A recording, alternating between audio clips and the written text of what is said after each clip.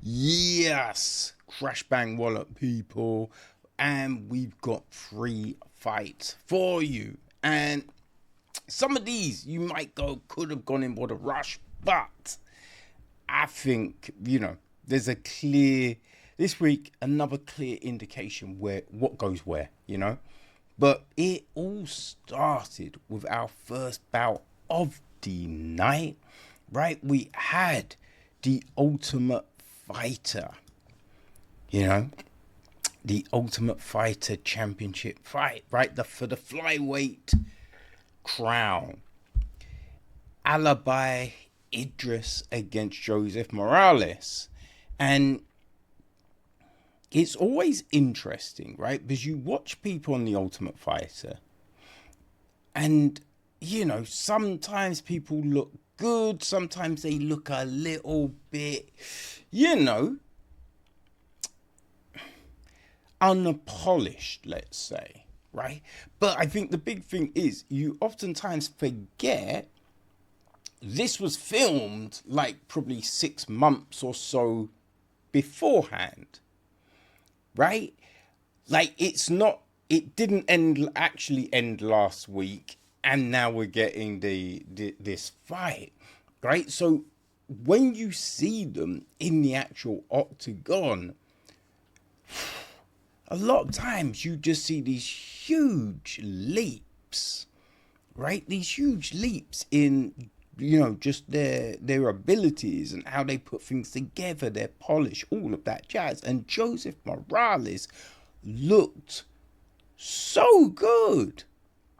Now, he's already fought in the UFC back in 2019, right? He's already done his thing, but man, he looked even better than he had done. And he always looked good. Alibi was good, right? He's tough, very tough. The biggest problem here, he just wouldn't stop spinning. Wouldn't stop fucking spinning, It's like it led to the first takedown. Did he?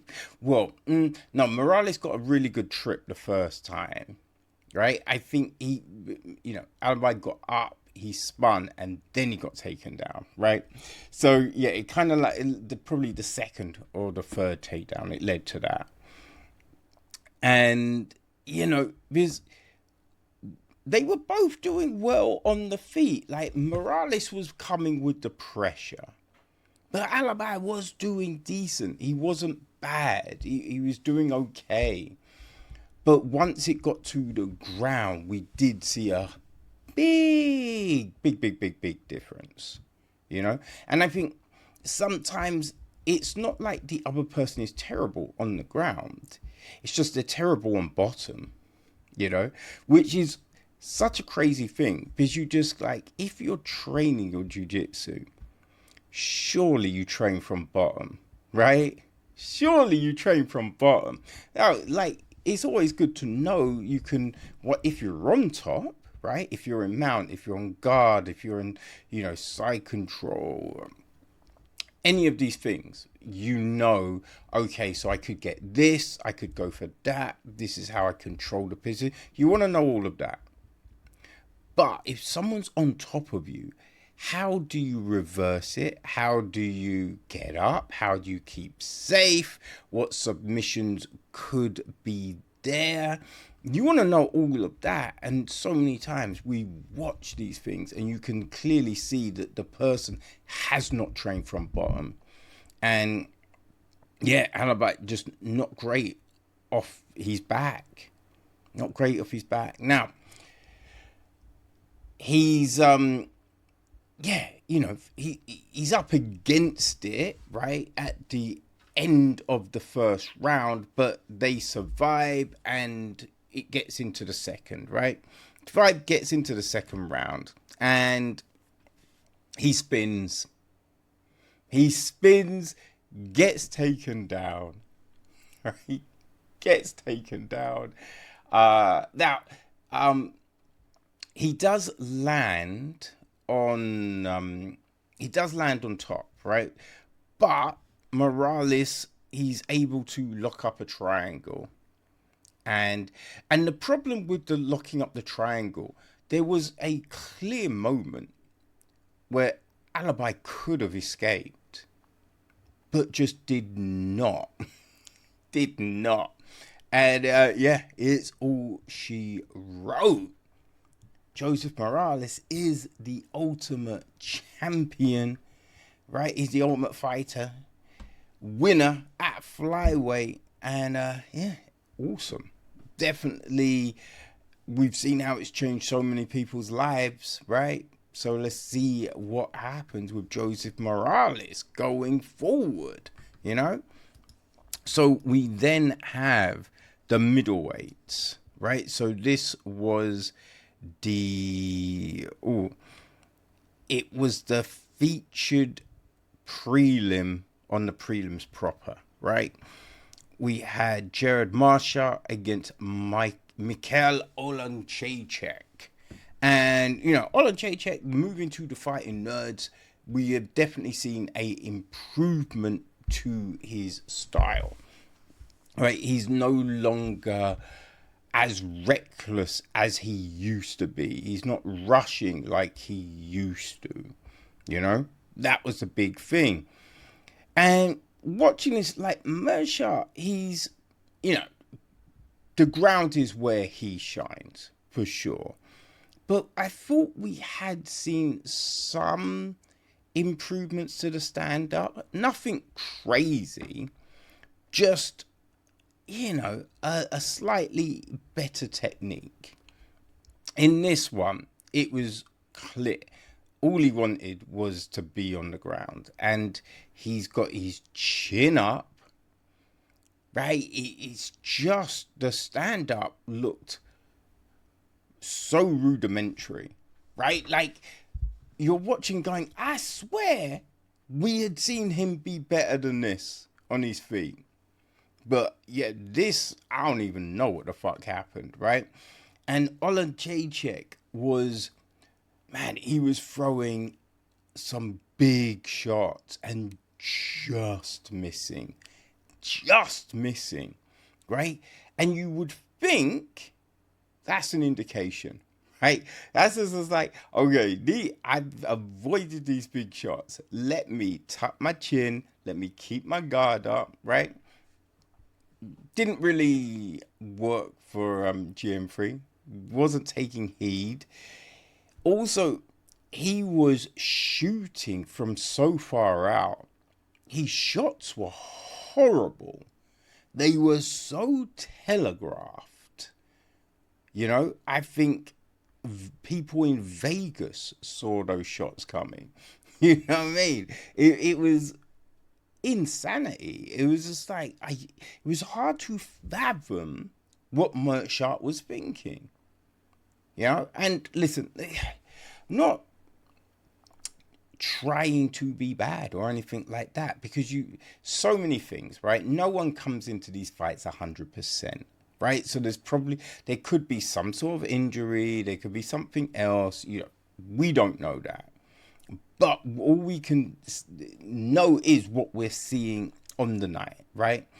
And that was Meerschaert's chin is mad up, right? His shots are far out, they're not set up, right? And they're not working at all. So yeah, he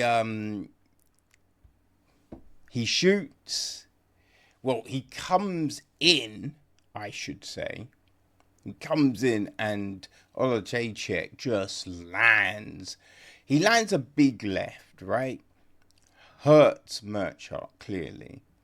But again, Meerschaert's not like, oh, bring my guard up a bit more, tuck that chin a little.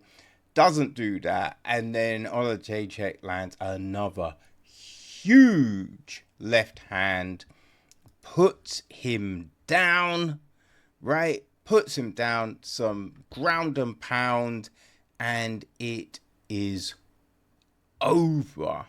It's over.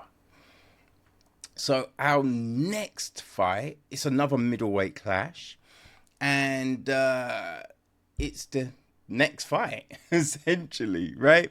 We have got Eric Nolan making his debut against Baysangur Susurkaev, who's making his debut after scoring a crazy finish on the Contender Series, right?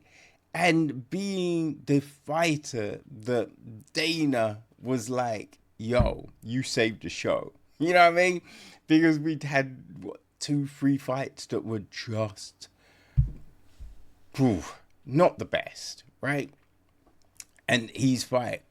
And, got the contract and then called to be on the card, right? Because he's buddies with, Chimaev, right? So he called to be on the card and he got it, right? So this was the fight. And you're like, okay. And you could see Susurkaev is super comfortable, right? Super comfortable and relaxed. Maybe a little bit too much at the beginning because it was allowing Nolan to land some good shots, right? Really good shots. And Nolan's no slouch. Now, he did move up because it was a short notice situation, so he moved up to middleweight. He's mainly a welterweight, right? But he moved up. And, he's landing some shots. But as the fight's going on, Susurkaev is getting more comfortable and he's landing some really good combinations. He's bringing the pressure, right? Kicks, front kick, because that's what won him the contract, man. And he's got a good front kick. So he's landing that, knees, doing really well until, right, the closing moments of the round, and Nolan lands a big shot. Right? And we've got Susurkaev just on wobbly legs. You're just like, oh shit. Oh my days. What is gonna that manages to, survive when we get to the second round, right? And you're just like, whoa, this is interesting. Is a minute long enough? Right? Is that long enough to recover? So, we start the second round. Right? Start the second round and everything is, it's very interesting. Susurkaev definitely looks okay, right? He doesn't look hurt at all. Now, throughout the first round, he was throwing good leg kicks, right? And we open the second round. He's hitting some leg kicks and he hurts.